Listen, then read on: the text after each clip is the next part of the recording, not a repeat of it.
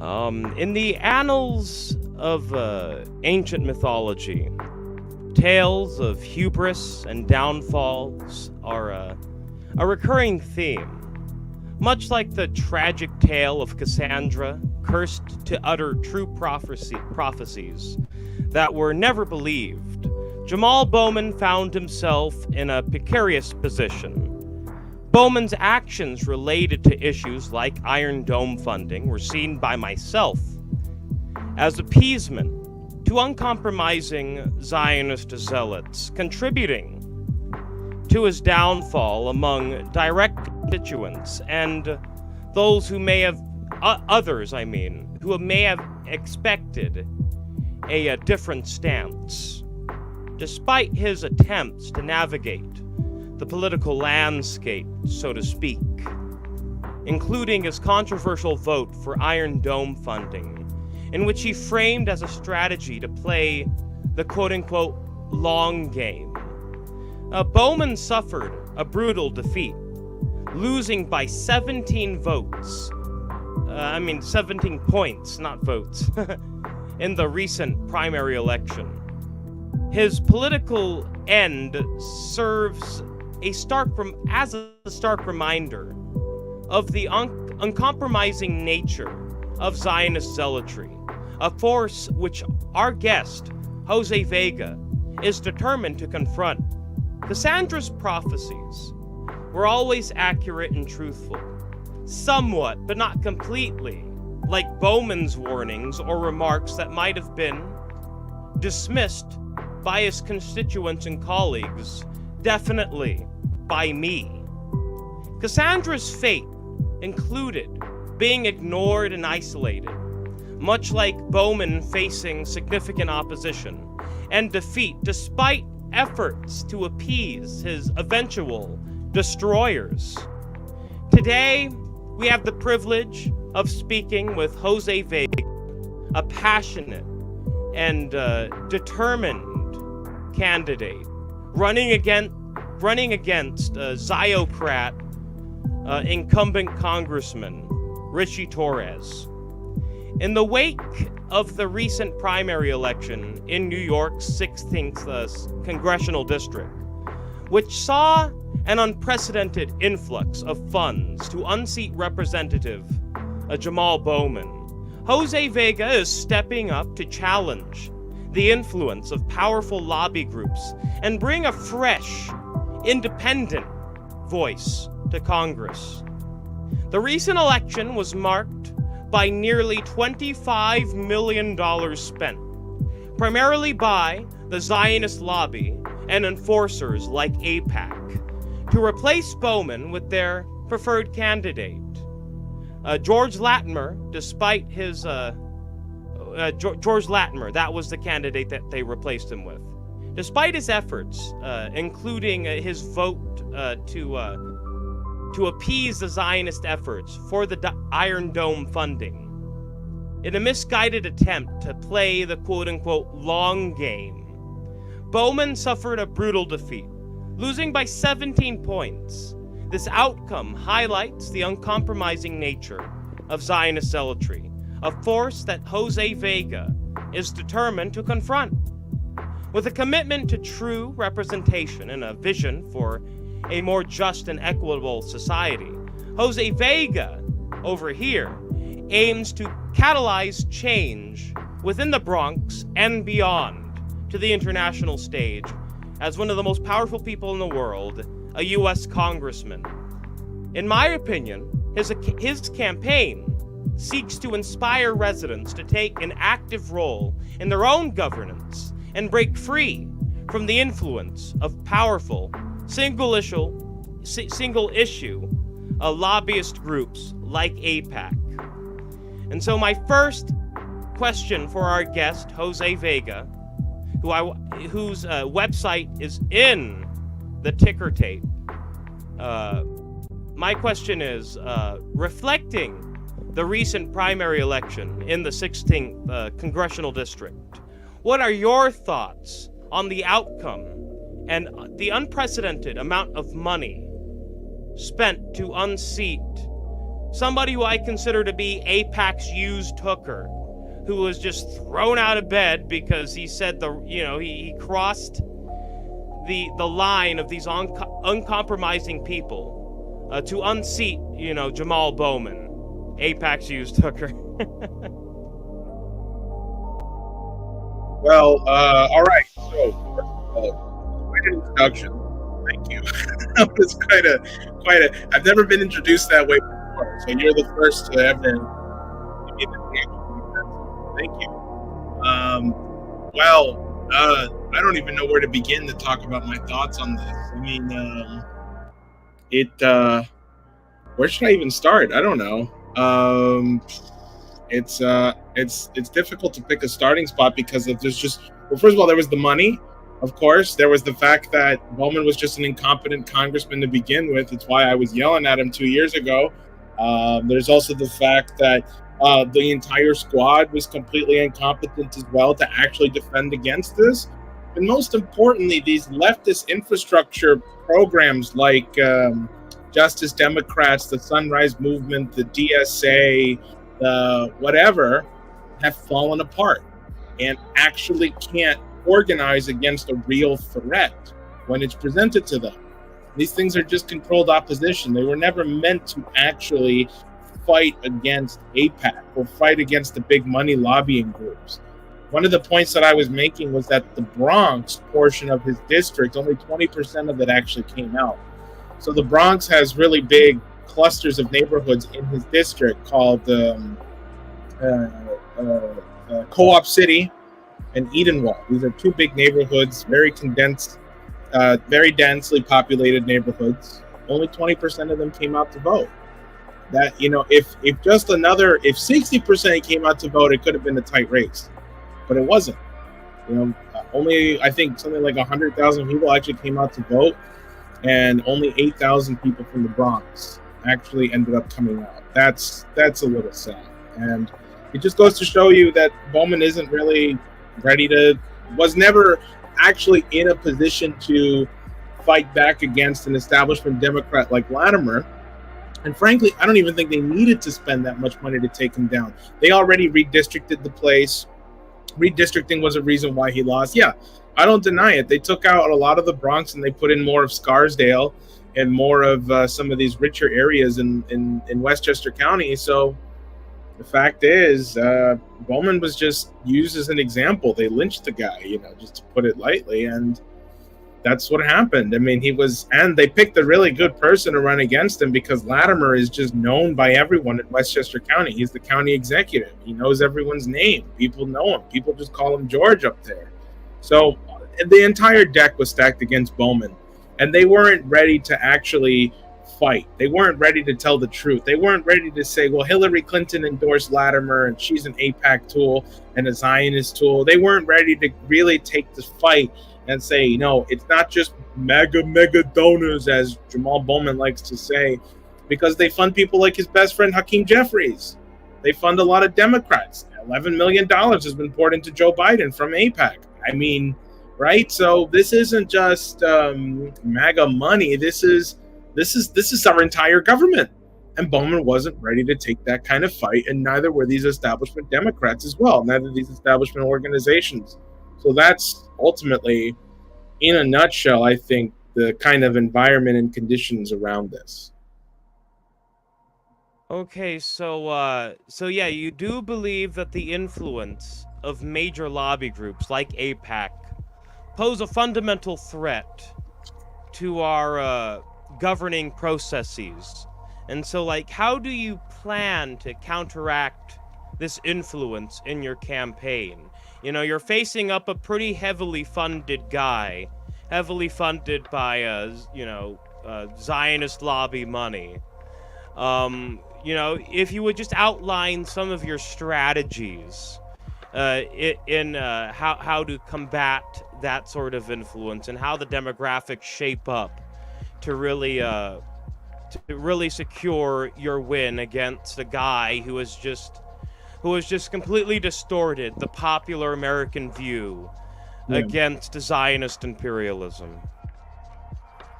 Well, for our campaign, it's actually kind of obvious. Our campaign, at this point, it's how are we going to actually fight back against APAC influence? See, the beautiful thing about the Bronx, and it's actually not a beautiful thing, is that people are just so jaded and don't believe in politics anymore. Our biggest challenge when getting signatures in the Bronx was not that people were enthusiastic about Richie Torres and they didn't want to even entertain a challenger. It was, get that out of my face. All you politicians are the same, right? That's what it was. And rather than me trying to appeal to people and say, no, I'm different because I'm your, I don't believe in prostituting myself like that. No. I would say the difference between this campaign and any other campaign around the country is that we are actually trying to wake people's minds up to act for themselves. And my response to them is, I'm not telling you to elect me. I'm telling you to elect yourself. Elect yourself to stand up and take back your government. And I say to them, yeah, you are right. All politicians are the same. They all lie to you. There is nothing being done. In fact, they want you dead. My campaign is trying to get people to wake up. Take back your government. Don't let them kill you. Don't let the Zionist lobby just decide to buy your congressional districts. There's an APAC prostitute named Richie Torres currently occupying and imitating what a congressman is. And our job is to get him out. Now, we're not trying to then therefore tell people, now go vote Jose Vega. Of course, people should vote for Jose Vega. No, people should do more than just vote for Jose Vega. They should vote for themselves and activate other people's minds to take back our entire electoral process, to make it for the people again. This is trying to catalyze change, not just in the Bronx, but in the country. Now, I'm not saying that my campaign is the only vehicle forward. It's a part in a process that I hope other people will pick up around the country and say, you know what, this guy's right. It was a process that we started actually even before I ran, called the 435 Voices. There are 435 congressional districts. Does that mean everybody should run independent in each congressional district? Maybe, but you don't need to be elected in order to do what I did, where you just stand up and start denouncing your congressman or stand up and start denouncing the media and the New York Times. You don't need to be elected to tell the truth. Can we have at least one person in every congressional district standing up and telling the truth? That's what we should aim for. So, from dissecting your comments, I just invited Cynthia to join. Hopefully she can. So hopefully I can get both Dr. Shiva Ayyadurai and Cynthia Mckin to join at the same time in the stream to really hype up your campaign. And if I can, I'm sure I can at some juncture in the future. But dissecting your views, why has the so-called squad, including figures like Jamal Bowman and AOC, struggled to declare their independence from the established Democratic Party infrastructure, as you've kind of outlined? Yeah.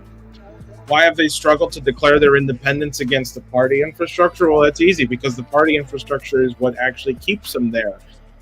You see, when you're running, well, there's a lot of layers to this. I'll start with the most upper layer, and then we'll just go down to it. The most upper layer is, of course, if you're a Democrat, you want the Democrat president to win on the off years because, on the presidential years, because people assume, right? Politicians assume, people just vote down ballot, right? And if I'm in a strong Democrat county, then great. People will just vote Biden, and then I'll be carried along with that as well. That's why in New York, primaries and in states where congressional races are kind of locked in, whether you're in a deep blue or deep red state, that's why the primaries matter more, according to people. And they don't want to actually speak out against that, because then the entire party would just come down on them like a bag of bricks. We've seen people like Jamal Bowman say to activists privately, although he was being recorded, when it comes to his Iron Dome funding, he says, I'm playing the long game, as he likes to say, which makes no sense, because what does it actually mean to play the long game? More people die and die and die because of your decision, and you're going to, at some point, speak up. The point to speak up was before you lost. The next best time to speak up is now. You've still got 7 months as a congressman. Use them. You know what? Decide now is the time to actually tell the truth. The ultimate reason, though, I think why they don't actually speak out against the party structure and why they don't speak out against the officials is because they're afraid. They're afraid of what will happen to them if they do. You know, when I confronted AOC, I don't know if you saw this town hall I did where I confronted AOC 2 years ago. I think I saw that. Yeah, I've been researching you a lot since I discovered you. Okay, well, so I confronted AOC. This is the thing that first got me a high profile. Was in October of 22. I yelled at her and I said, "You're a progressive socialist. Where are you against the war mobilization? You became the very thing you sought to fight against. You are the establishment, and you are the establishment, and you are the reason why everyone will end up in a nuclear war unless you choose to denounce the Democratic Party." And what I was speaking to her at that point was not her, but her conscience. She didn't see me at that point. She saw her own conscience reflected at her, and that is what actually freaked her out. You know, I mean, things have definitely been different ever since that happened. And I noticed that a lot of former Bernie Sanders people picked up on that video because AOC was seen as kind of like the last hope in the Democratic Party, that there might be some change, there might be something from within. But AOC has become the final nail in the coffin that, you know what, this two-party thing has to go. That's what it ultimately became. And it's sad, you know, I mean, because I really did believe in AOC. I told that to her face. I believed in you, and you became the very thing you sought to fight again. And then she later then denounced me and called me a cult leader and a right-wing whatever the hell. And, you know, so it just goes to show that, you know, and also the fact that she has me on a list that I cannot go into any of her events, right? So when we were at the rally, some of the people were explaining to my campaign manager that, the reason we're not allowed in is because we're on AOC's shit list. And so she has a list of names of people who are just like not allowed in no matter what. It's not the first time I've been denied into an AOC event, but the reason they didn't let us in doesn't have to do with the fact that she was afraid I was going to disrupt her again as I normally do. It's because they know we're right. I was in Mount Vernon. I was in Co-op City giving out leaflets that said stop AIPAC and reject war, right? I was actually calling out the AIPAC apparatus, and they were just passing out little vote Jamal Bowman cards. They didn't want the fight. You know why? Because that would mean going against the party. All right. You know how many Democrats take AIPAC money? Most of AIPAC is run by Democrats, according to AIPAC insiders. They say, actually, a lot of us are Democrats, but we're supposed to be nonpartisan and non-biased. So they just didn't want to sell out. They're afraid to sell out. They're afraid to speak out against the truth, and that's what happened. So, you mentioned a need for minutia, or for in layman's terms, a transformation of consciousness. A metanoia. Oh yeah, sorry. Yeah. Metanoia. No, sorry. It's a new word. I learned it myself too recently. I liked it. Yeah, metanoia. Yeah. But you said this among, I think non-duopoly leaders, or the progressive leaders in, currently within the Democratic Party establishment, which are laxum. You have, people like AOC who give some credence to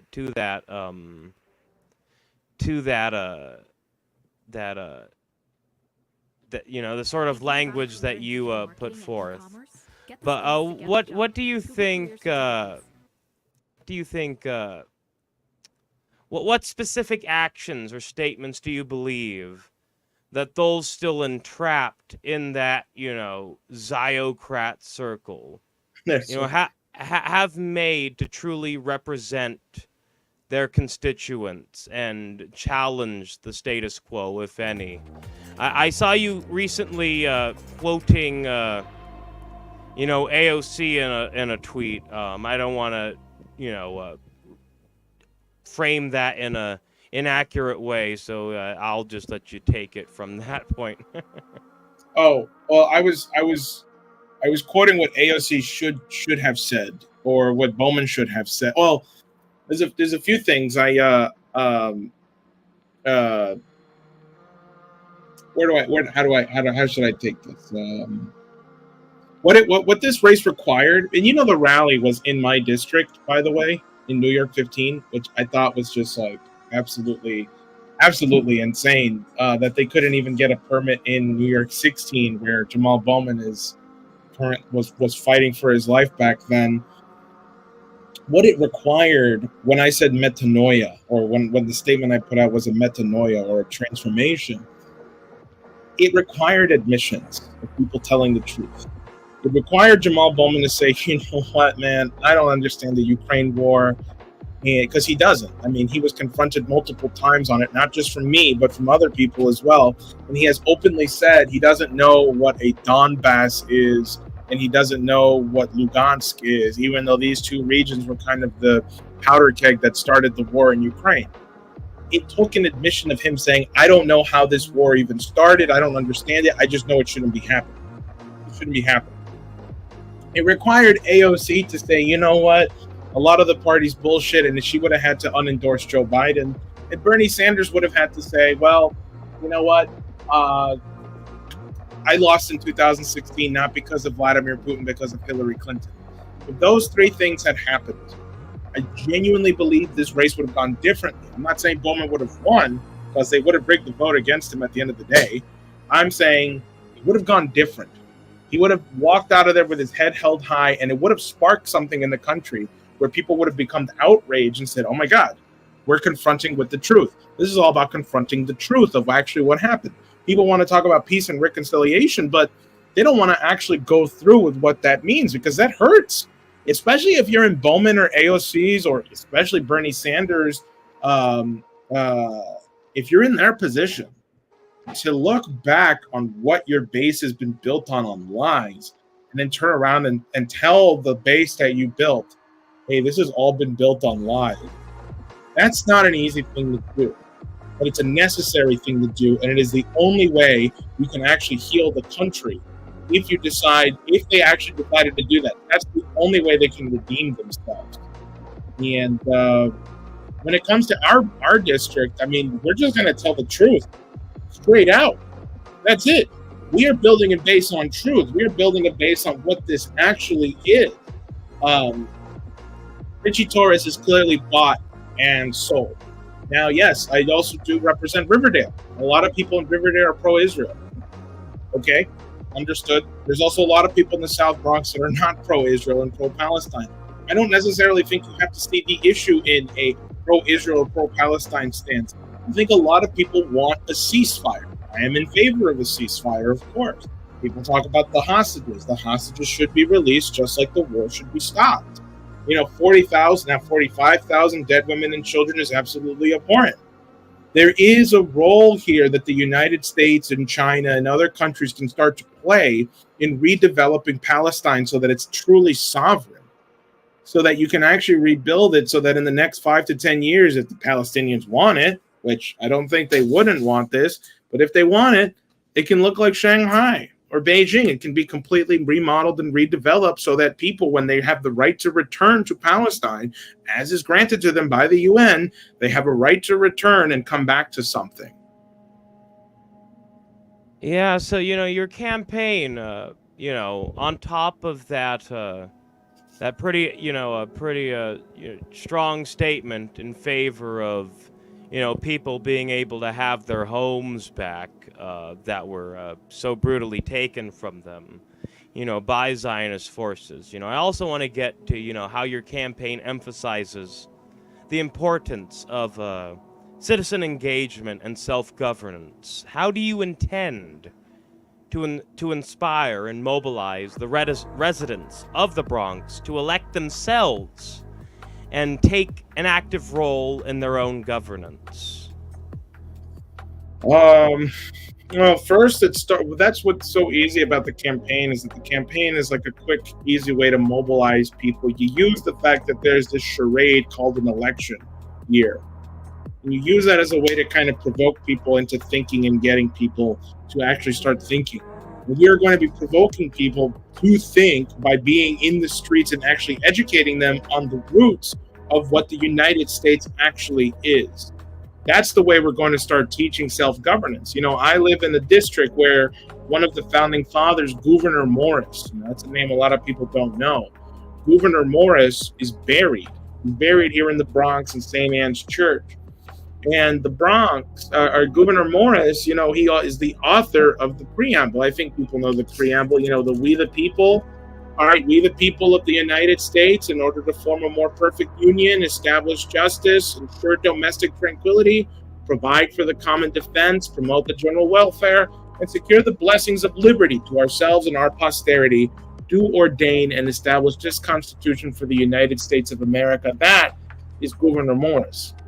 He wrote those words before penning, because he penned the Constitution. He actually wrote the thing down. And I believe his brother is one of the signers as well. Lewis Morris was one of the signers of the Declaration of the Constitution. What we need to do is we need people to do that again, to actually understand and recite the preamble, to learn sections of the Declaration of Independence, and say, you know what, I need to be more active, not just in my elections, but in my community. Why? Is it for self-interest? Well, if your self-interest is driven by the future, it's not really so self-interest, is it? One of the lines there is that we have secure the blessings of liberty to ourselves and our posterity. That means for people who are born far after we are born, for people who will be alive long after we're dead. That's why we do it. And that's what we need to start going around teaching people, it's a process we've already started. That's what we're doing. So I think that is that's how you start getting people to understand self-governance, is to not only read stuff like the Declaration of Independence, but memorizing it and reciting it, so that people actually understand what it means to be an American. So, the concept of the political uniparty and the forever wars you mentioned, highlights a critique of both major political parties in the U.S. How do you envision breaking away from this uniparty system? Furthermore on that anyway, and what alternative do you propose? We've seen a lot of, what I frame controlled opposition come out of both the Green Party and Libertarian parties. And you're running as an independent, and I in my view, that's really what's been the most effective means of promoting the issues I think that we both promote, and it's really on that question of how do you envision breaking away from this uniparty system, and again, what alternative do you propose outside of what you're doing right now in running independent from the Ziocons and Ziocrats? Yeah, I think part of it is the fact that the two-party system is doing a good job in promoting why it shouldn't be alive. You see it with a lot of the disappointment that people have who really believed in Bowman, and I do want to emphasize that there are a lot of good people who mobilized around Jamal Bowman, people who flew out, people who phone banked, who took time off work to get this guy on reelected. There are people willing to take action and actually do something. And then they look at this poll result, and then they see 18 points. Now, was that all AIPAC? Yeah, no, actually, it's not all AIPAC, because to say it was all AIPAC is to say that Jamal Bowman was this perfect candidate who, only could have lost from this subversive $25 million. I don't think that. I don't agree with that. AIPAC definitely played a very big role in it, but ultimately it was the two parties' inability to actually confront the truth that brought them in, and that is the biggest endorser for independence. That right there is the way in which you can, and what do I mean by independent? Does that mean we all start a third party, that we all come together and have a united front against? No, I genuinely don't think so. You know why? Because independence has to be independent minded, actually, truly. And it's not a form, independence. It may appear to be a form when you have, like I said, 435 people around the country telling the truth. Sure. or 435 people intervening in the way I have, where they're just standing up and, telling the truth and what they call bird dogging the politicians. That might seem to have a form, but independence is not in the form of a party or even a movement. We have to be a catalyst right now. This moment is a catalyst for other people around the country to say, you know what, I want to declare my independence. And that's not going to look the same way it does here in New York. There's people out in Michigan who may want to declare their independence, and it looks completely different to what it could be over here. There's going to be people in Maine who are going to want to declare their independence, and that's going to look different than what it looks here.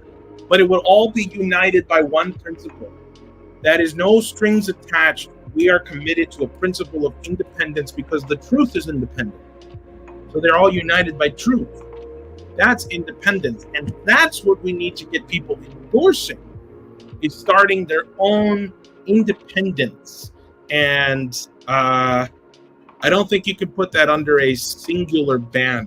I think you just have to catalyze and provoke. Well, I think it's a perfect transition for, like, what steps will you ensure that your campaign remains independent, as you say, and free from the influence of large political donors and lobbyists such as the Zionist lobbies. So you see, we already have the effect from these donors, these Zionist donors, on people pre-election. But you also have the lobbies that influence candidates post-election, and I would like to hear your dissection of that. Well, as to how we're going to make sure we're always committed to the truth and not selling out, the other side has nothing I want. They can't give me what I want, because what I want is genuine, honest, free people running our country. I want liberty, okay, in every sense of that word. And they are determined to suppress it at every single turn, and I am not. So one of the things is, of course, the reason I have the profile I have now is not because I decided to run for Congress against Richie Torres, although I'm sure it helped. It's because people have seen me stand up and speak the truth to people like Jamal Bowman and AOC and Mike Pompeo and Hakeem Jeffries and Richie Torres and the New York Times and all these other places that New York Times, Washington Post, and I forget who else on that panel, where I confronted them on the Nord Stream issue, that the United States blew up the Nord Stream, and they were ignoring that story. The other thing is, I've been working with the LaRouche organization for years now. Just like years. I've been since I was 15 years old around with the LaRouche organization and Helga Zepp LaRouche and the Schiller Institute for 10 years now. They didn't sell out. And because they didn't sell out, they paid the price for it. Lyndon LaRouche went to jail in the early 90s for 5 years wrongly.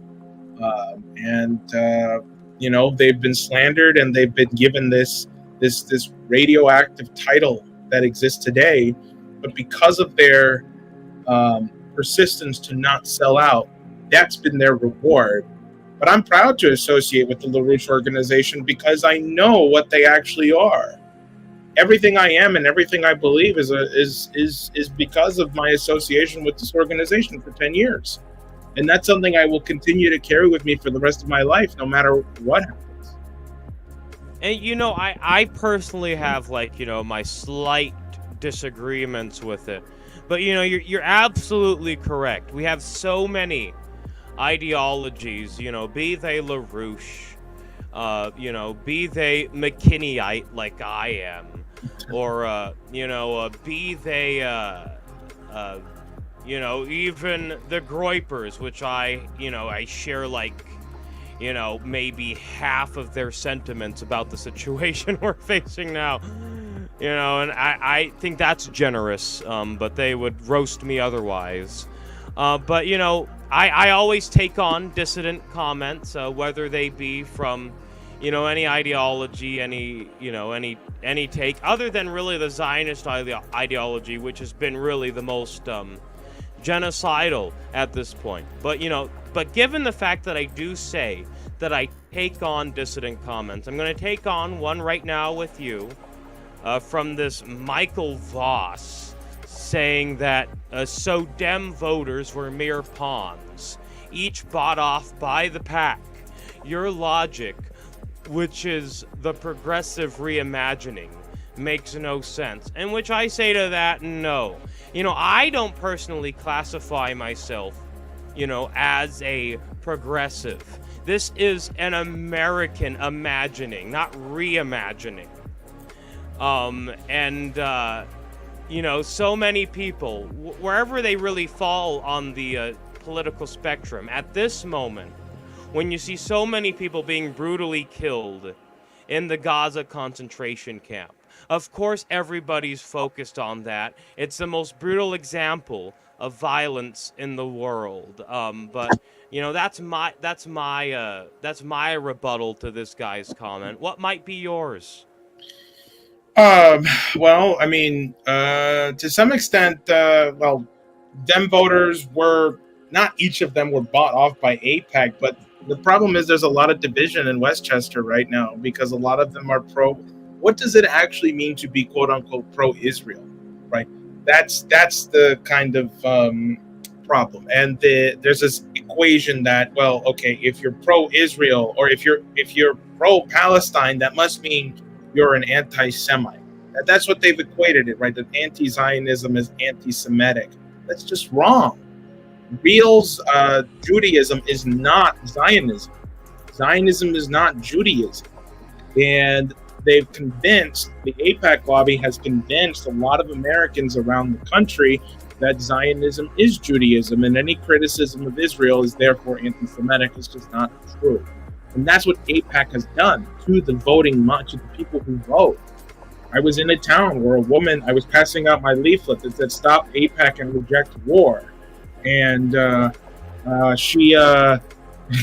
she said, "I can't believe I can't walk down the street anymore without getting any kind of anti-Jew hatred." And I said, "What? This is just trying to stop AIPAC." And apparently, criticism of AIPAC is now also anti-Semitic, which also makes no sense. So that's my yeah.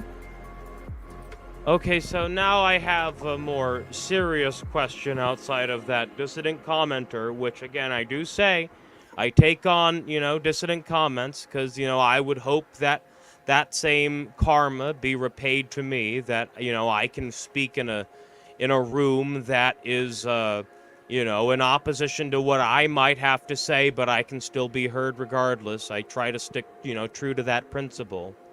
So, but in a political landscape, often dominated by money, really, how do you ensure that the power of the mind and integrity prevails in your campaign and your potential tenure in Congress? I know we kind of covered that, but I really want to get more specific in terms of that.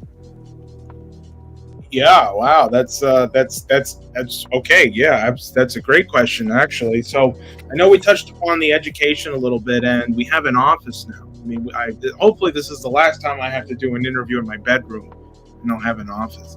But having a centralized headquarters where we can actually start putting on classes and teaching people these things and going through lessons of American history, but also global history as well, and the understanding of the American Revolution and its impacts on other countries as well. People don't realize that the American Revolution happened, and then the French Revolution happened, and the Haitian Revolution happened. All these kinds of revolutions were happening as a result of the United States actually taking a sucker punch to imperialism and to the British. We dealt a major blow to the British Empire and oligarchism and imperialism at that time because of what we were able to do here in the United States and the fact that we won a revolution and won. And so activating the mind, and what we mean by that is, telling people and convincing them and provoking them that they are the ones that actually need to stand up and rise up by using examples And I mention American history a lot, I know, because I am I'm a patriot. I love my country and I love its history, and I think it's one of the most progressive revolutions we've had in a very long time. But not only that, but educating them, of course, on things like Dr. King and his efforts of nonviolence and the actual effectiveness of what it did.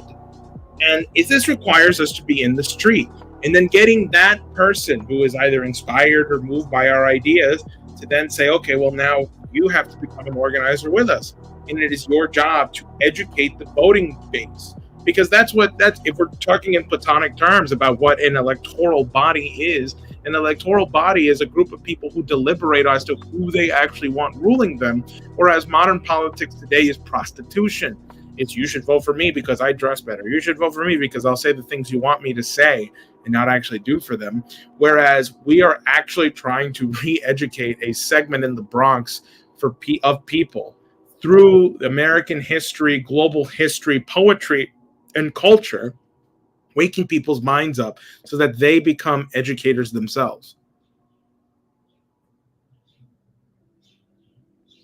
Okay, so what message do you want to send to the voters of the Bronx and beyond as they consider supporting your campaign for a more independent and actually a representative Congress? The message I would send to the voters of the Bronx is simple. If you're actually tired of government, if you're actually tired of politics, if you're tired of people who claim they're going to be the next Christ coming in and saving you, I say elect yourself to stand up and fix your community and fix your country. You don't need to be elected. You don't need to wait for election years to do the right thing. You don't even need to wait for somebody running for Congress like me to do it. I can only catalyze in your mind something that will allow you to actually take back your independence. Because right now, a lot of people are political slaves. Here in the Bronx, the poorest congressional district in the country, a lot of people have been sold into political slavery and don't even know it.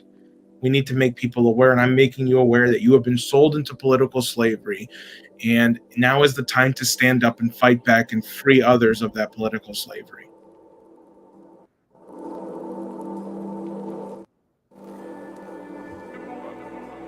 So, speaking of that, we talk about political slavery, and slave kind of it comes from the word Slav, and I think World War III has been coming about by both a Slavic and Semitic civil war in the East, and the entire West, North, and South getting involved in that. In light of these recent geopolitical tensions, including conflicts in Gaza, as we've been covering extensively, and Ukraine, and Russia and the Slavic Civil War, how do you propose Congress should approach U.S. foreign policy and to promote stability and justice on a global scale? They haven't been doing that now. They've been, weighing down one side against the other, supporting Israel and supporting Ukraine. What are your tactics to restore some semblance of peace? And there hasn't always been peace, but I think that violence has definitely stepped up at this point. What are you gonna do to restore or improve upon the peace that was held before the Biden administration decided to ramp up tensions with the East following the destruction of the INF Treaty? Wow. Well, for one, it's not just as simple as saying we're not going to fund Ukraine or Israel anymore. That's definitely the first step, is stopping all the funding to these different countries. It's important, and it is we provoke all these wars. We provoked the war in Ukraine starting in 2014 when this fat cow Victoria Nuland was over there and decided to overthrow Yanukovych, and then was talking about, well, who do we put in power next? As if she has the right to do that. And of course, we've instigated the war in Israel as well. the entire way in which we destabilize the region. What we need to do is, of course, present an alternative vision for the United States. I mean, yes, we stopped charting the course towards war, but now you have to actually shift the boat towards peace and development. And one of the quick ways to do that is by joining the BRICS, the Brazil, Russia, India, China, and South Africa coalition. And of course, it's now BRICS Plus. I think it's like 23 countries or something, plus BRICS. A new vision for global development that says we don't actually need to fight each other. We can just work with each other, collaborate with each other. I think that's one of the quickest ways in which you can actually start peace, because if you have a system and a vision of a country that is only geared towards war, that is all you're going to get. But if you have a country and a vision that's geared towards development in the future, then you will have something different. You will have real peace and development and economic stability. So, yeah, that's what I think. So, as a candidate like you, advocating for independence, actual independence from established party structures, how will you collaborate with other members of Congress, say a Thomas Massey or even an AOC, to achieve your goals while maintaining your principles? Well, a Massey and an AOC are completely different people. I mean, a Massey I would work with, even though we're two totally different on the political spectrum.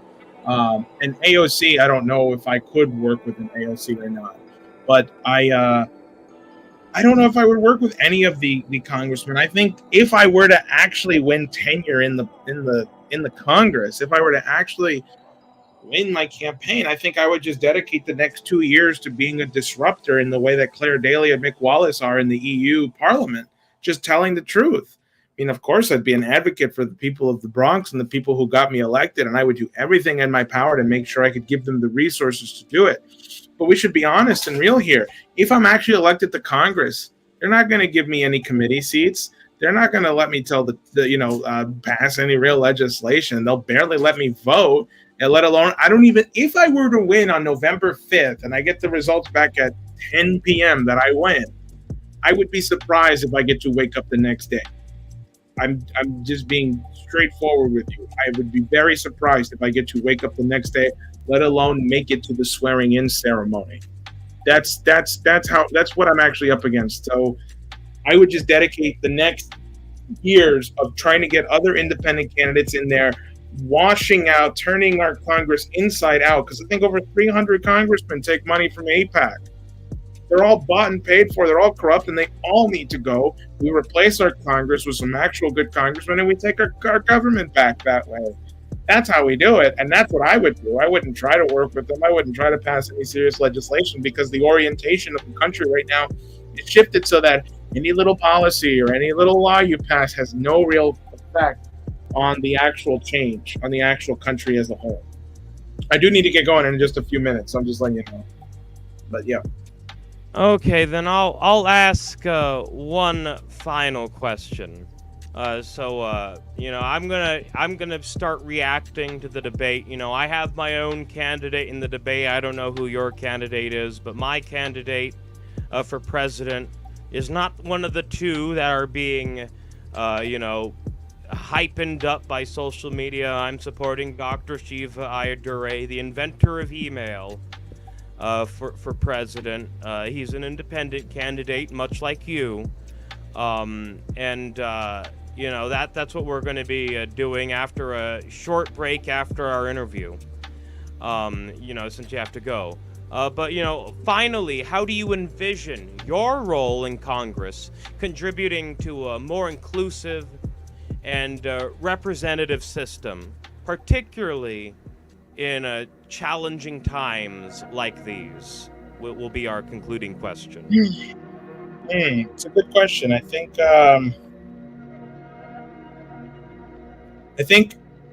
if I were to win, it would show that you don't need to run through the two-party system.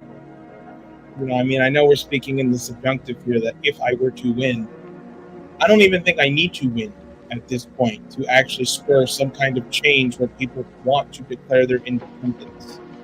I think this is the start of something. Let this be the beginning where people decide we're going to take back our government. And that will be inclusive. I say this a lot, that if Angela McArdle wanted to run for Senate or Senator, I would support her. Not because I agree with her, she's a libertarian. I disagree wholeheartedly with her economics to begin with. The reason I would support her is because she is motivated by what's going to make your kids' life better, what's going to make your grandkids' life better, what's going to make their grandkids' life better. That to me is a real person. That to me is government right there. People who are motivated by posterity, not by, getting reelected or power or some kind of ego-driven whatever. People who want to make their country better for the future. Thank you so much, Jose Vega, for giving us all your time that you have given. I hope to have you on again soon. Every now and then I can get Dr. Shiva or Cynthia Mckin, who I just recently convinced to endorse you, on, because I do want to see a meeting of minds with regards to that. So I'm going to play a word from our sponsor, and then we're going to do the time card music. But, again, Jose Vega, thank you so much for joining us tonight. I'm going to be reacting to that debate with distorted audio. I'm going to be changing the pitch. But fortunately, you won't be with us. You'll be doing the important work of overthrowing that piece of crap, Richie Torres. And more power to you. I aim to do everything I can to get you into office. Well, thank you kindly. I appreciate that. And let's stay in touch, man.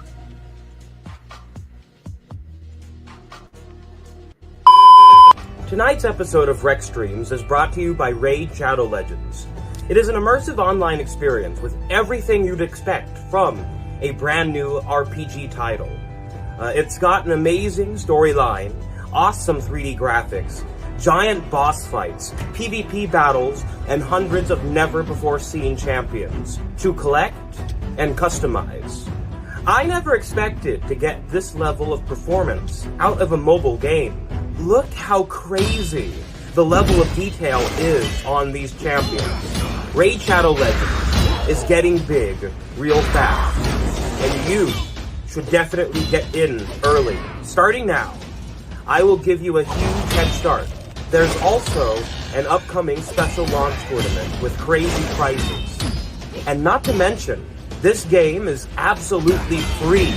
So go ahead and check out the video description to find out more about Raid Shadow Legends. There, you will find a link to the store page and a special code to unlock all sorts of goodies. Using the special code, you can get 500,000 silver immediately and a free epic level champion as part of the new players program. Courtesy, of course, of Raid Shadow Legends devs.